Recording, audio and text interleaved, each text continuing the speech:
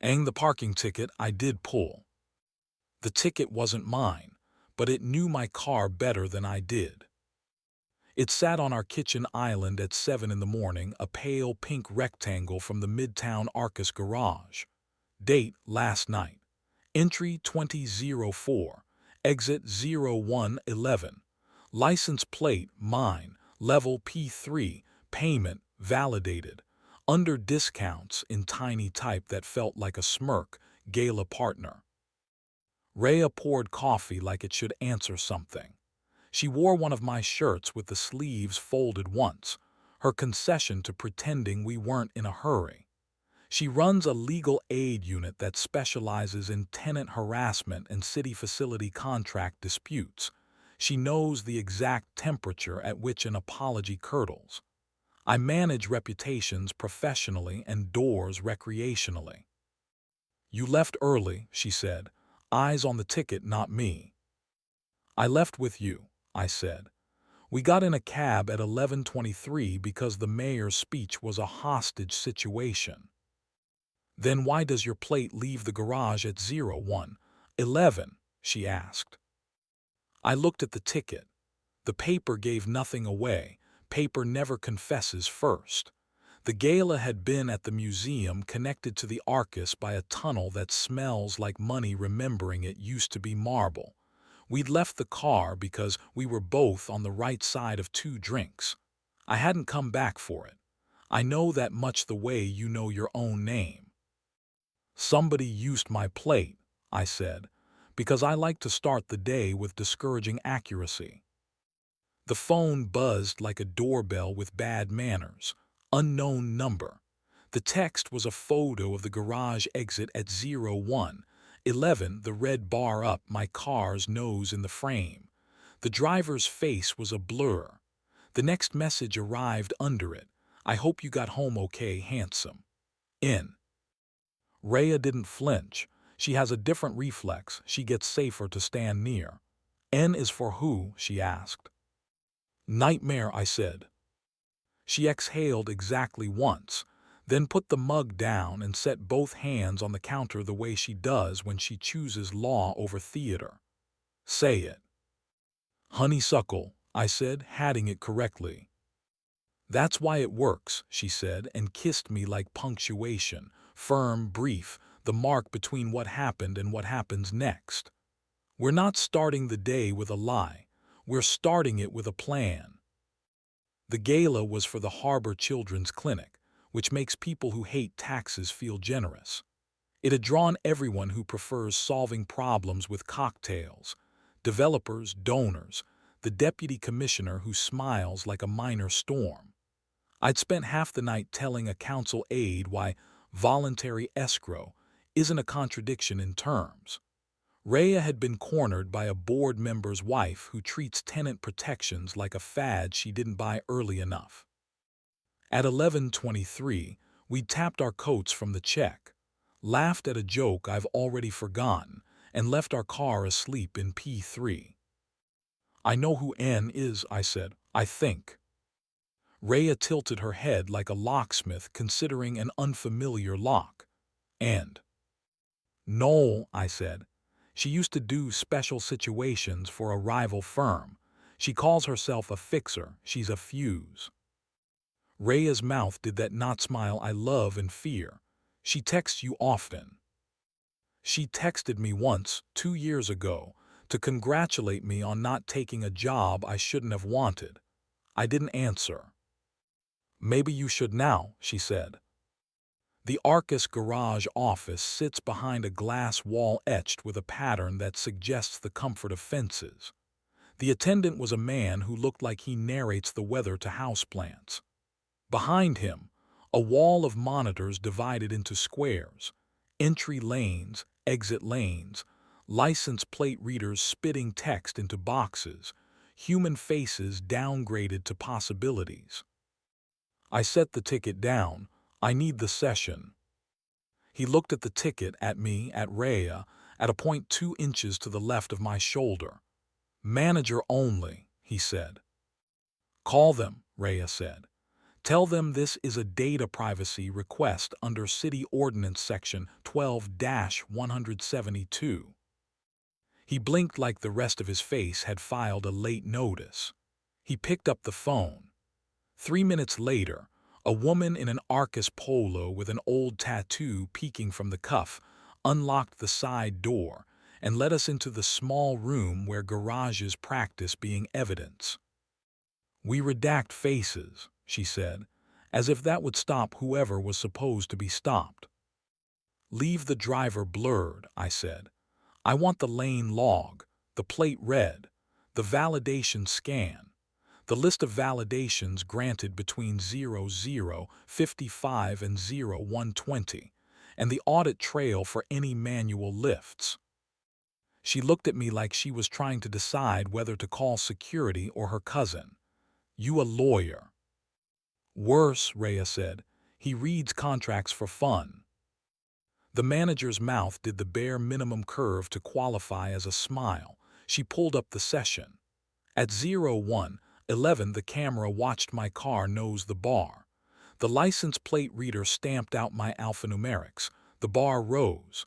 "Under reason," the text read, "exit VALIDATED, HCC Gala. ID 4729 Chambers."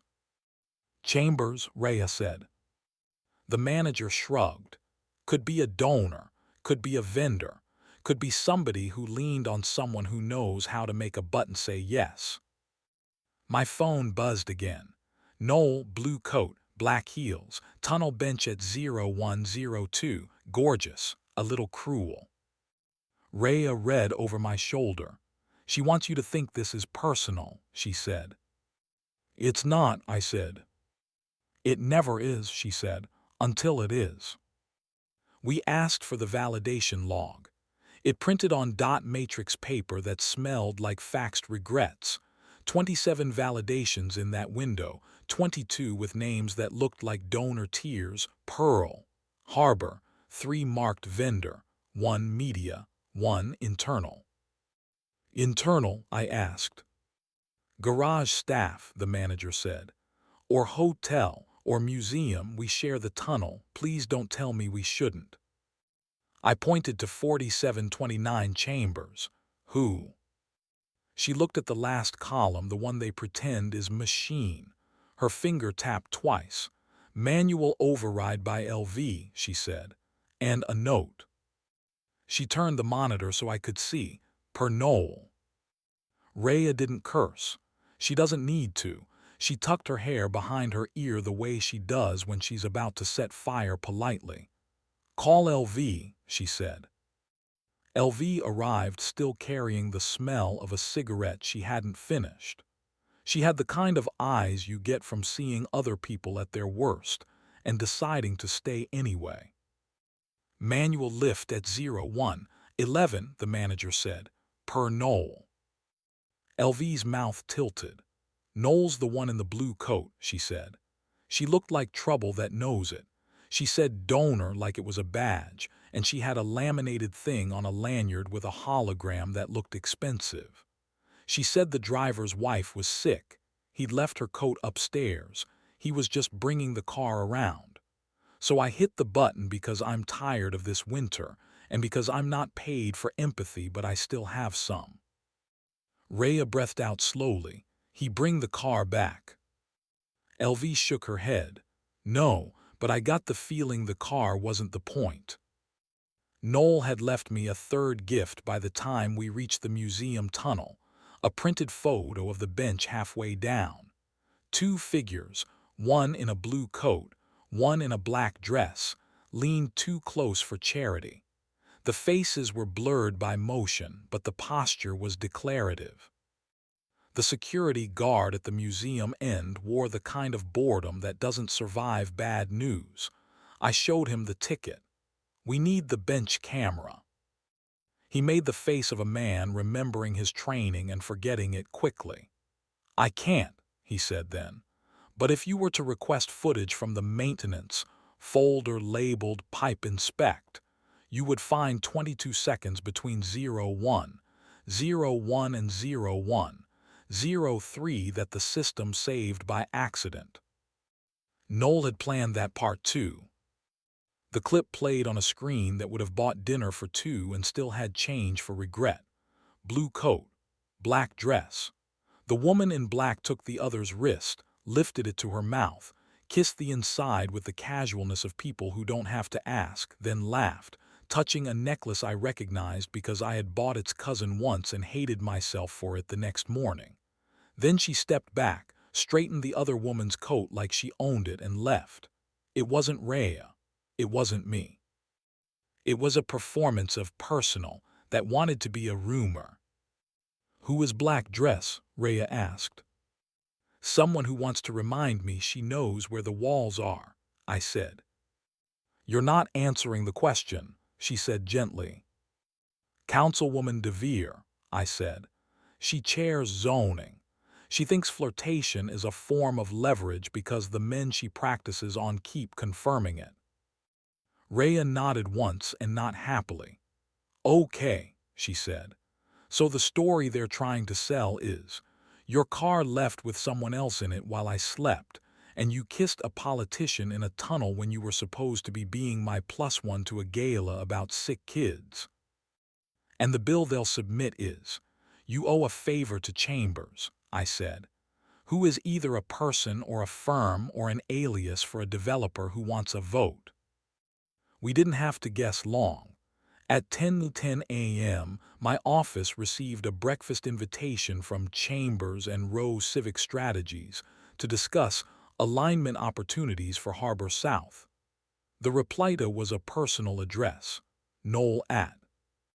Rhea smiled without joy. "She's sloppy," she said. Noel's office sat on the 11th floor of a building full of tech founders who wear backpacks with suits. Her assistant, young, marigold tie, eyes like a towel after a swim, ushered us into a small conference room with a view of a wall with a view of the river. Noel entered like a good idea someone was about to misapply. Blue coat, hair like a thesis, mouth like a verdict. "You got my souvenirs," she said, not bothering to shake. "We brought our own," Rhea said, setting the garage validation log on the table, the manual override highlighted, the name LV circled like a teaching aid. "Per you." Noel's eyes flicked down once. Interest, interest, interest. "Relax," she said, sliding into a chair that made her legs look longer than contracts. "This is administrative. I needed to get your attention. The councilwoman wants something. So does the hospital. So do the people who would like affordable housing to mean something other than pretty words near a rendering. I'm here to make everyone get only half of what they want so that the city gets more than what it usually does." "And the part where you framed me for a 1:11 a.m. checkout?" I asked. She waved a hand. "Your girlfriend is a grown-up," she said. "She understands how the town works. Besides, nothing happened. You were home at 11:40. She has your hinge memorized." Rhea didn't look at me. She looked at Noel with the cold pleasure of a lawyer who knows the better word. "Consent," she said. Noel blinked. "Excuse me." "You borrowed his identity without consent," Rhea said. "You implicated an hourly worker in a favor they'll get fired for if this winds up in the wrong inbox.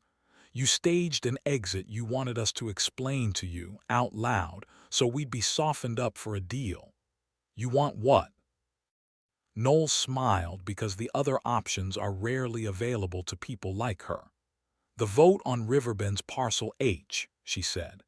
"DeVere will push it through committee if the clinic signs onto the community benefits memo that lets the developer install a branded pavilion instead of a real detox facility. In return, we get 40% of units at a band that's almost reality. It's the best you're going to get before the election changes the weather.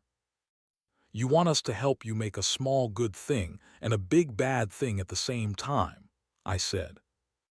"That's the job," she said. "No," Rhea said. "The job is making the big bad thing more expensive than the small good thing can pay for." Noel watched us, that cool curiosity she uses when she's lining up the next 10 steps. You play hard, she said to Rhea. I like you. You like control, Rhea said. We're not here for that. We left with the parting gift she wanted to give us: time pressure. Committee Thursday. The clinic board Wednesday. The hospital's philanthropy arm undecided. The vote within reach if we stopped expecting a miracle and learned to be grateful for a compromise. In the elevator, Rhea finally let her face do the thing it does when she's furious, and I'm lucky. You wanted to sleep with her once, she said, not a question. Once, I said. Then I learned the room she belongs to. She's dangerous, Rhea said. So are you, I said. She smiled despite herself. Say it. Honeysuckle, I said, and meant it less like a password and more like a vow. We didn't go home. We went to the clinic, where the executive director keeps a jar of M and MS on her desk like a stress test. We assembled the board chair, the two members who always want to know what capacity building really means, a lawyer who reads better angry, and a nurse who knows precisely how donor plaques smell after a year. We showed them the benefit memo. We showed them the garage log. We showed them a map of Parcel H and the floodplain that has learned to laugh at renderings. Escrow, Rhea said. Enforceable, a clinic first clause, independent third-party audits of the pavilion, a prohibition on using benefits to satisfy marketing goals, and a camera policy that keeps anyone from filming patients walking in and out. And if they say no, the chair asked. Then we publish the 1-11 playbook and call it a day, I said. Call it a reckoning, Rhea said. They voted to make the demand. The hospital's philanthropy team called it innovative through gritted teeth. DeVere's chief of staff called to say my method of persuasion was impolite. Noel texted me a single peach emoji, which is either code or a confession. With her, it's always both. The committee room was a shoebox that thinks it's important. Reporters lined the back wall like patient predators. DeVere called the meeting to order with a gavel that had never hit anything hard. The developers' council used the word vision 6 times. The hospital's representative described partnership in a way that made it sound like a flavor. Rhea spoke like a fuse catching the light. Escrow, clinic first, cameras last. She said pavilion in a tone that made the word apologize for itself. The nurse spoke after her. She said, I will not walk a family past a branded anything to get to their daughter. The room listened because the sentence had already paid its own rent. DeVere, to her credit, understood a narrow loss when she saw it. She declared a recess. 10 minutes in the side hall. Enough time for Noel to find me and tuck herself into my breathing space with a smile like a blade. You win, she said. You'll hate this version too. I hate all of them, I said. I love this one better. She leaned close, not flirty now, just exact. Don't make me your enemy, she said. Don't make LV your scapegoat, I said, or I'll make you my content. She laughed genuinely. Marry her, she said, tilting her head toward where Rhea stood with the nurse and a map. She makes you brave without making you stupid. We're not marrying anyone to win policy, I said. You're marrying someone to survive it, she said, and went to whisper into DeVere's ear the way the city taught her. The vote passed with our conditions stapled on like a warning label. The clinic got the real room it needed. The pavilion became an unbranded bench with a discreet roof and a sign that said nothing at all. The developer posted a rendering with sunlight that physics will not honor. The hospital announced a new era and an innovative partnership, and ate the escrow like a vitamin. LV kept her job. The Arcus manager installed a rule that any per needed a name with a last name, and a human who would answer a phone. That night, we drove the car we hadn't driven last night home. Rhea parked on level P3 and climbed over the center console into my lap like she owned the lease on gravity. She put her mouth at the place under my jaw where I keep the part of myself that tries to be better. "You're still mad," she said, smiling, breath warm. "At me?" I asked. "At the machine," she said. "At the room. At the part of you that likes a puzzle you shouldn't solve. At how good you are when you're angry." She shifted, slow, deliberate, a choreography we have earned. It wasn't obscene, it was accurate. Proof that our bodies still hold the answer the city tries to buy from other rooms. The garage air smelled like rubber and rumor. I let my head drop back and the ceiling caught the sound I didn't have time to swallow. When she whispered, "Say it," I did, useless and necessary, ridiculous and ours. "Honeysuckle." We left the car and walked the tunnel and let the river explain itself in the way it does when it wants you to think things are solvable. Noel sent one more text at 11:06. "You're welcome." I didn't answer. Rhea took my phone and typed, "Help without hurting next time. Learn to ask." R. Noel sent back a single period. It felt like a nod. We taped the pink ticket inside the cabinet where we keep spare keys and truths we're not done with. Not as a trophy, as a receipt. The next time someone tries to make our car tell a story it didn't live, we'll read them the part where the exit bar never decides who we are. We still don't like Chablis. We still don't kiss in tunnels for cameras. We still hate our password. We still use it. It still keeps opening the right door.